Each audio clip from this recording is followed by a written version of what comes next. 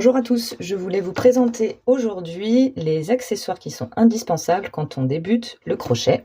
Ils sont ici dans ma boîte. Premier accessoire, le coupe-fil. Je vous conseille d'investir dans un coupe-fil ou alors dans un ciseau à couture qui sont quand même pratiques. Ils ne sont pas très grands et ils coupent bien, contrairement aux ciseaux de cuisine par exemple que vous avez chez vous. Le deuxième accessoire, c'est le mètre-ruban qui va vous servir pour prendre des mesures sur vous-même si vous souhaitez faire un gilet par exemple ou un petit top.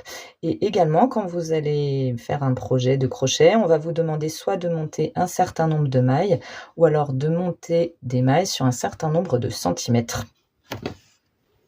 Le troisième accessoire, c'est l'aiguille à laine.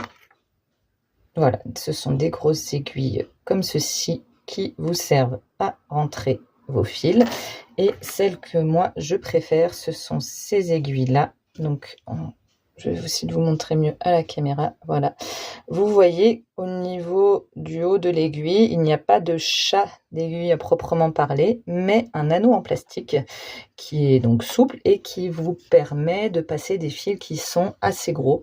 Le petit inconvénient que je trouverais à ces aiguilles, c'est qu'elles sont un petit peu fragiles, donc l'anneau peut se casser ou alors carrément s'enlever de l'aiguille, mais ce sont vraiment celles que je préfère et que j'utilise le plus souvent.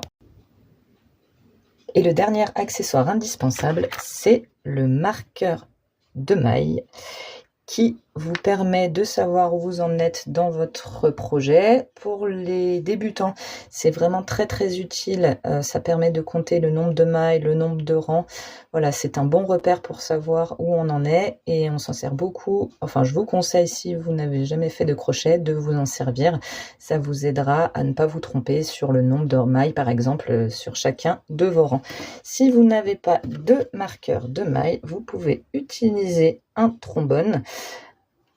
Alors ça dépanne, mais le trombone ne se ferme pas, donc moi je vous conseille un marqueur de maille, voilà, qui se ferme. On le voit ici, touc, il se clipse. Le trombone c'est bien, mais ça glisse, et donc quand on manipule pas mal l'ouvrage qu'on est en train de faire, souvent il tombe. Donc moi je me suis retrouvée très souvent avec des mailles qui n'étaient plus marquées parce que j'avais perdu mes trombones. Et autre petite astuce, si vous n'avez pas ni de trombone ni de marqueur de maille, je vous montre, vous prenez un bout de fil ici que vous passez dans la maille que vous souhaitez marquer. Alors là, mon fil, il se dédouble, je recommence. Voilà, vous le passez ici. Hop. Alors, il faut avoir le coup de main, c'est un petit peu fastidieux, mais après, quand on a le coup de main, c'est quand même beaucoup plus rapide. Et donc, on passe les deux fils ici. Voilà, on ne serre pas trop pour pouvoir l'enlever facilement. Et donc, vous avez un marqueur de maille avec du fil.